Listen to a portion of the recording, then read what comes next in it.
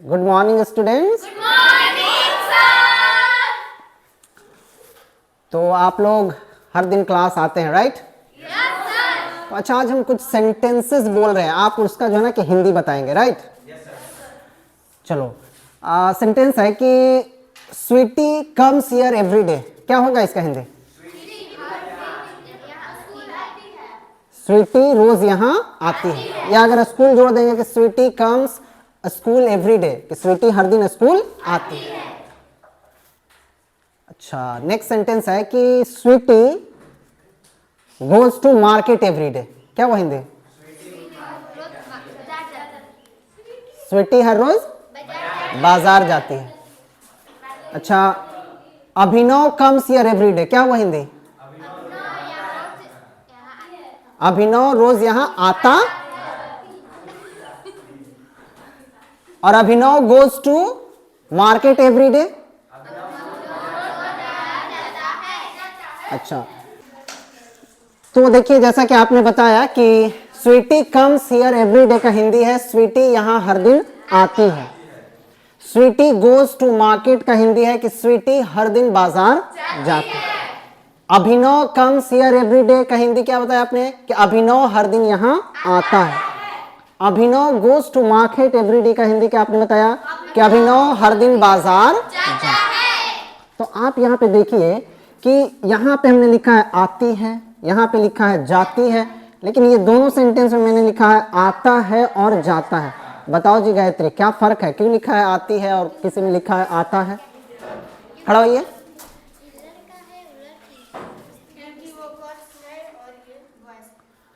अच्छा, यानी कि ये लड़की है इसलिए इसके लिए लिखे हैं आती है और जाती है, और लड़का है तो उसके लिए लिखे आता है जाता है।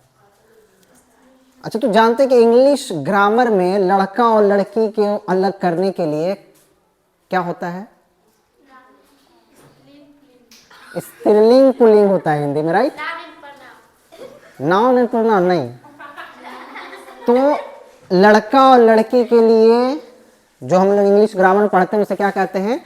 जेंडर कहते हैं। क्या कहते हैं? जेंडर, यानी कि हिंदी में उसे लिंग कहते हैं, है ना? तो बिकॉज ऑफ जेंडर, बैठिए, वेरी गुड, जेंडर की वजह से यहाँ पे कहीं पे सेंटेंस में आपको आती है दिख रहा है और कहीं पे दिख रहा है क्या? आता है। तो आज की क्लास में हम लोग पढ़ेंगे किसके बारे में? जेंडर के बारे में, कि आखिर जेंडर होता क्या है, इंग्लिश में कितने तरह के जेंडर होते हैं, राइट? तो आज का मेरा टॉपिक क्या है? Gender, right? क्या है कि जेंडर के बारे में देखेंगे। कह रहा है कि nouns and pronouns have gender. Gender किस में होता है? नाउन या प्रोनाउन में होता है ना? वर्ब में तुम जेंडर मत ढूंढने लगना, है ना? जेंडर किस में होता है? नाउन्स में या प्रोनाउंस में। समझ रहे? और उससे पहले समझने की बात है कि आखिर जेंडर होते कितने तरह के हैं। कोई बता सकता है जेंडर कितने तरह के होते हैं? अच्छा, कौन दो होते हैं? दो? वो तो नंबर है, सिंगुलर और प्लूरल ना। कितने? चार। देखो, इंग्लिश लैंग्वेज में सिर्फ जो है कि 4 तरह के जेंडर होते हैं। रियल लाइफ में जो है कि 2 तरह के जेंडर होते हैं, एक लड़का और एक लड़की। लेकिन एक और जेंडर है जिसे हम लोग कहते हैं थर्ड जेंडर, यानी कि ट्रांसजेंडर।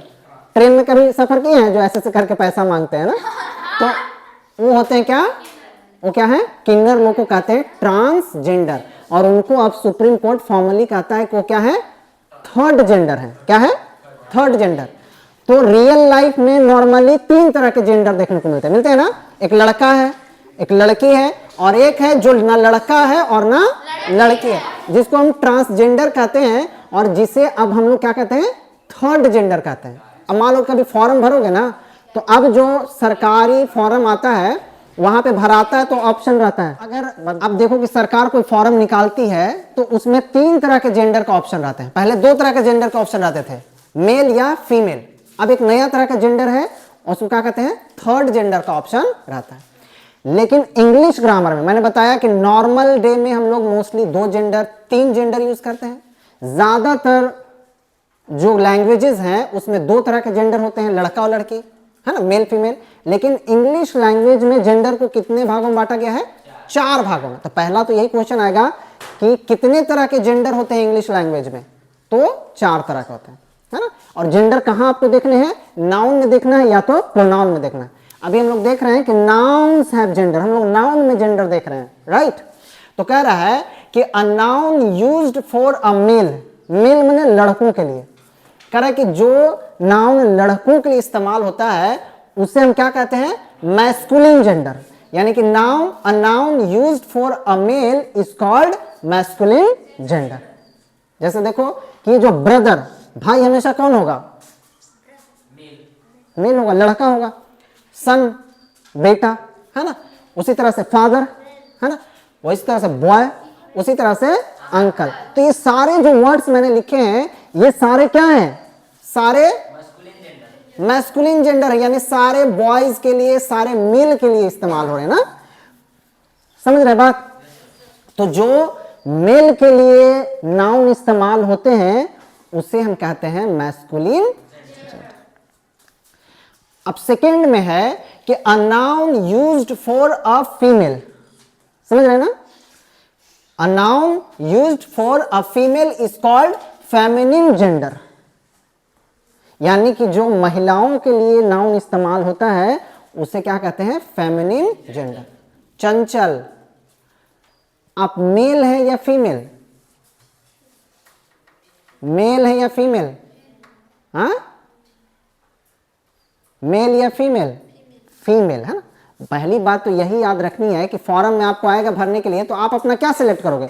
लड़की हो तो आप क्या सिलेक्ट करोगे? फेमिनिन हो ना, उसी को फॉर्म में लिखा रहेगा कि फीमेल। समझ रहे ना। और लड़के लोग क्या सिलेक्ट करते हैं? मेल। समझ रहे ना। तो कह रहा है कि a noun used for a female is called feminine gender. यानी कि जो महिलाओं के लिए नाउन इस्तेमाल होता है उसे क्या कहते हैं? Feminine gender. जैसे देखो सिस्टर, सिस्टर हमेशा कौन होगी?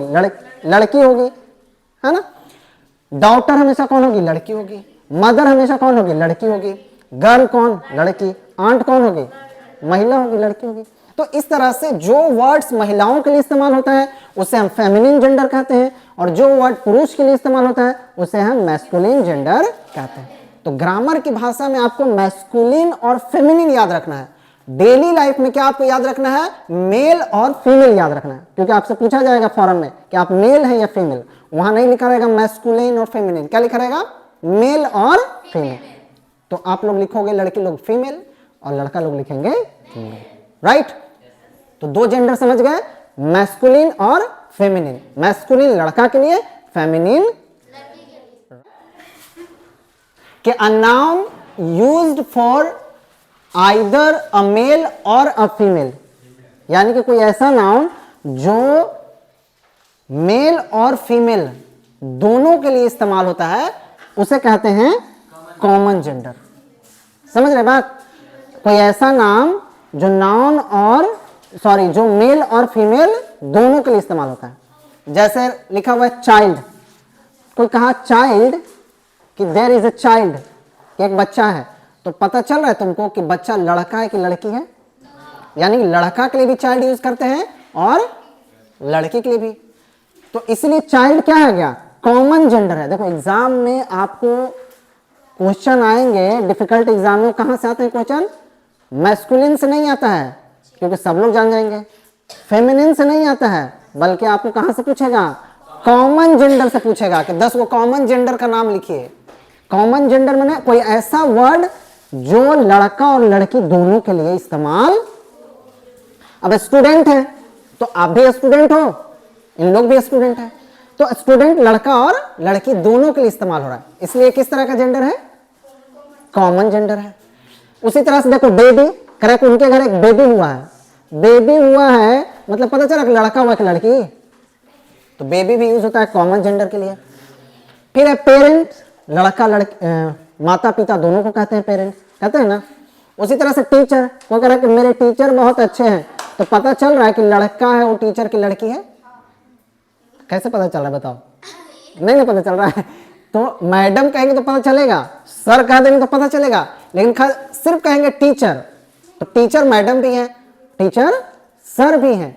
इसीलिए जो टीचर जो वर्ड है वो किस तरह का जेंडर है, कॉमन जेंडर है। अब तुम लोग फाइंड आउट करोगे ना आसानी से कि जो लड़का और लड़की के लिए जो वर्ड दोनों के लिए इस्तेमाल होता है उसी को हम लोग कहते हैं राइट।